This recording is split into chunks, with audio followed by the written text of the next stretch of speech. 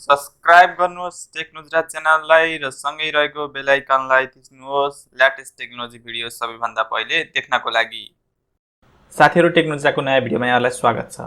आज चाहिँ म तपाईहरुलाई चाहिँ एउटा वर्ड डकुमेन्टमा चाहिँ कस्टम वाटरमार्क बनाएर चाहिँ त्यसलाई सेभ गरेर हरेक डकुमेन्टहरुमा चाहिँ त्यो वाटरमार्क चाहिँ कसरी युज गर्न सकिन्छ भन्ने कुरा सिकाउन गएको छु। यहाँभन्दा अगाडि चाहिँ मैले तपाईहरुलाई चाहिँ कस्टम वाटरमार्क एड कसरी गर्ने भन्ने कुरा सिकाएको छु। त्यसमा चाहिँ तपाईले चाहिँ एउटा डकुमेन्टमा चाहिँ बनाएको वाटरमार्क अर्को डकुमेन्टमा चाहिँ युज गर्न मिल्दैन थियो। तर तपाईले यो भिडियो चाहिँ अन्तिमसम्म हेर्नुभयो भने चाहिँ एउटा हामीले आज बनाएको वाटरमार्क चाहिँ अर्को डकुमेन्टहरुमा चाहिँ युज गर्न मिल्छ। त्यसकारणले गर्दा भिडियोलाई अन्तिमसम्म हेर्नु होला र यदि तपाईहरु च्यानलमा नयाँ हुनुहुन्छ भने कृपया च्यानललाई सब्स्क्राइब गरिदिनु होला। So without wasting our time let's begin. सबभन्दा पहिले त वर्ड डकुमेन्ट खोल्नुहोस्। त्यसपछि गएर ब्ल्याङ्क डकुमेन्ट बनाउनुहोस् एउटा।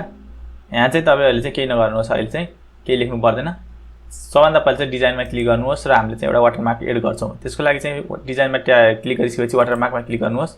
वाटरमार्कमा क्लिक गरिसकेपछि कस्टम वाटरमार्कमा क्लिक गर्नुहोस् र हामीले चाहिँ टेक्स्ट वाटरमार्क बनाउन गइरहेका छौं। पिक्चर वाटरमार्कको लागि पनि सेम प्रोसेस हो। यदि तपाईहरुलाई चाहिँ पिक्चर वाटरमार्क कसरी राख्छ भन्ने थाहा छैन भने मैले भिडियो अलरेडी बनाएर पोस्ट गरिसकेको छु। लिंक डिस्क्रिप्सनमा दिने छु अथवा यता माथि कतै आउँछ त्यहाँ गएर चाहिँ चेक गर्न सक्नुहुन्छ। मैले चाहिँ च्यानलको नाम राखिदिन्छु यहाँ।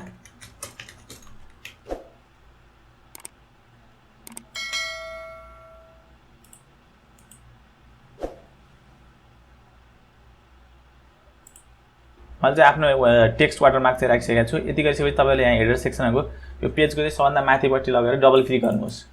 डबल क्लिक गरिसकेपछि हेडर अप्सन खुल्छ। हेडर सेक्सनमा क्लिक गरिसकेपछि तपाईले आफ्नो वाटरमार्कको माथि ल्याएर चाहिँ माउस कर्सरलाई राख्नुहोस् र एकचोटी लेफ्ट क्लिक गर्नुहोस्।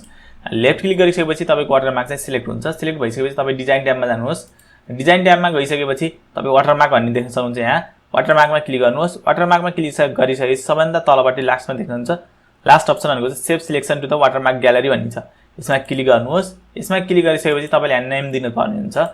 तपाईले वाटरमार्कको नाम के दिनुहुन्छ भने हामीले टेक नुजरा नै दियौं।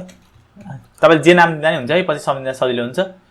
क्याटेगोरीहरु के हो छुटाउन मिल्छ। जस्तै तपाईको वहाँ कन्फिडेन्शियल भनेको सबभन्दा माथि आउँछ। यसमा कन्फिडेन्शियलमा क्लिक गर्नुहोस्।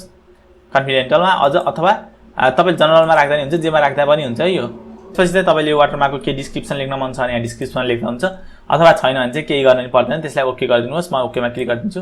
ओकेमा क्लिक गरिसकेपछि हाम्रो वाटरमार्क चाहिँ सेभ भइसक्यो। अब यो वाटरमार्क चाहिँ सेभ भएको छ कि छैन भन्ने कुरा हेर्नको लागि तपाईले नयाँ एउटा डकुमेन्ट खोल्नुहोस्, नयाँ ब्ल्याङ्क डकुमेन्ट। जस्तै यहाँ हाम्रो चाहिँ वाटरमार्क छैन अहिले। अब म यसलाई वाटरमार्क एड गर्न गइरहेको छु। डिजाइनमा जानुहोस्, फेरि वाटरमार्कमा जानुहोस्। वाटरमार्कमा गइसकेपछि तपाईले यहाँ देख्न सक्नुहुन्छ हामीले भर्खरै बनाएको चाहिँ वाटरमार्क चाहिँ यहाँ सेभ भइसक्यो। अब मैले यो वाटरमार्क चाहिँ जतिवटा डकुमेन्टहरुमा पनि युज गर्न मिल्छ। त्यस्तै तपाईले चाहिँ पिक्चर वाटरमार्क राख्न मन छ भने पिक्चर वाटरमार्क राख्नुस् अथवा अरु कुनै वाटरमार्कको बनाउन मन छ भने यसरी बनाएर चाहिँ आफ्नो वर्ड डकुमेन्टमा चाहिँ सेभ गर्न मिल्छ। पछि चाहिँ जुन डकुमेन्टमा चाहिँ तपाईले जुन युज गर्न मिल्छ त्यही गरे हुन्छ। यसरी चाहिँ हामीले आफ्नो कस्टम वाटरमार्क बनाएर चाहिँ त्यसलाई चाहिँ वर्ड डकुमेन्टमा सेभ गर्न सकिन्छ। यदि तपाईलाई यो भिडियो मन परेको छ भने कृपया भिडियोलाई लाइक गरिदिनु होला र साथीहरुसँग शेयर गर्न नबिर्सनु होला। त्यस्तै तपाईलाई के कुरा बेस्ट लाग्यो कमेन्ट सेक्सनमा कमेन्ट गर्न नबिर्सिनुहोस्। र तपाईहरु च्यानलमा नयाँ हुनुहुन्छ र यदि अझसम्म पनि च्यानललाई सब्स्क्राइब गर्नु भएको छैन भने कृपया च्यानललाई सब्स्क्राइब गर्न चाहिँ नबिर्सनु होला। Thank you.